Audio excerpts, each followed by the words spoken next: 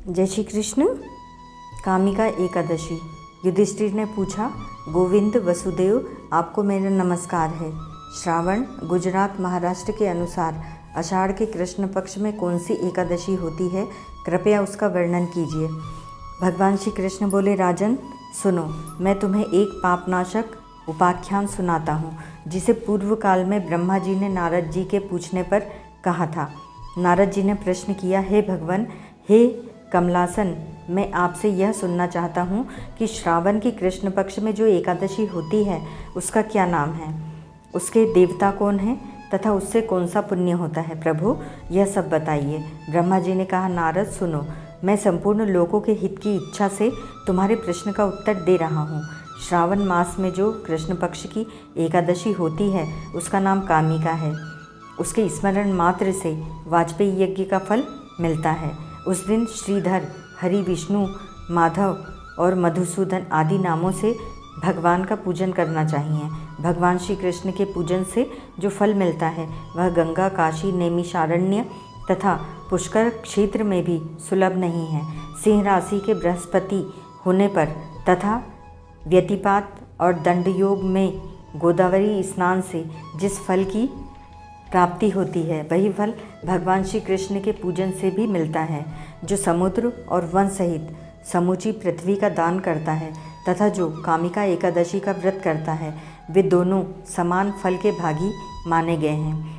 जो व्यायी हुई गाय को अन्यान्य सामग्रियों सहित दान करता है, उस मनुष्य को जिस फल की प्राप्ति होती है वही कामिका एकादशी का व्रत करने वाले को मिलता है।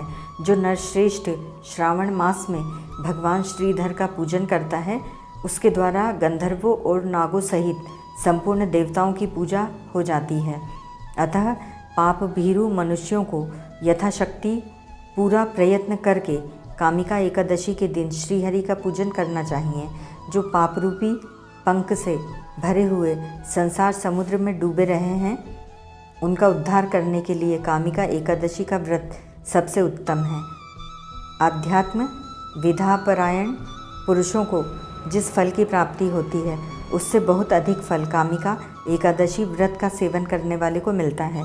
कामिका एकादशी का व्रत करने वाला मनुष्य रात्रि के जागरण करके न तो कभी भयंकर यमदूत का दर्शन करता है और न कभी दुर्गति में ही पड़ता है। लालमणि, मोती, वैदूर्य और मूंगे आदि से पूजित होकर भी भगवान विष्णु वैसे संतुष्ट नहीं होते जैसे तुलसी दल से पूजित होने पर होते हैं। जिसने तुलसी की मंजरियों से श्री केशव का पूजन कर लिया है, उसके जन्म भर का पाप निश्चय ही नष्ट हो जाता है। जो दर्शन करने पर सारे पाप समुदाय का नाश कर देती है, स्पर्श करने पर शरीर को पवित्र बनाती है, प्रणाम करने पर रोगों का निवारण करती है, जल से सींचने पर यमराज को भी भय पहुंचाती है, आरोपित करने पर भगवान श्री कृष्ण के समीप ले जाती है और भगवान के चरणों में चढ़ाने पर मोक्ष रूपी फल प्रदान करती है। उस तुलसी देवी को नमस्कार है।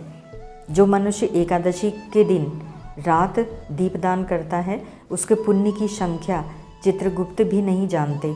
एकादशी के दिन भगवान श्री कृष्ण के सम्मुख जिसका दीपक जलता है, उसके पितर स्वर्गलोक में स्थित होकर अमृतपान से तृप्त होते हैं। घी या तिल के तेल से भगवान के सामने दीपक जलाकर मनुष्य देह त्याग के पश्चात करोड़ों दीपकों से पूजित हो स्वर्गलोक में जाता है। भगवान श्री कृष्ण कहते हैं, युधिष्ठिर, यह तुम्हारे सामने मैंने कामिका एकादशी की महिमा का वर्णन किया है। कामिका सब पातकों को हरने वाली है, अतः मानवों को इसका व्रत अवश्य करना चाहिए। यह स्वर्गलोक तथा महान पुण्यफल प्रदान करने वाली है। जो मनुष्य श्रद्धा के साथ इसका महात्म्य श्रवण करता है, वह सब पापों से मुक्त हो श्री विष्णु लोक में जाता है। ओम तत्सत।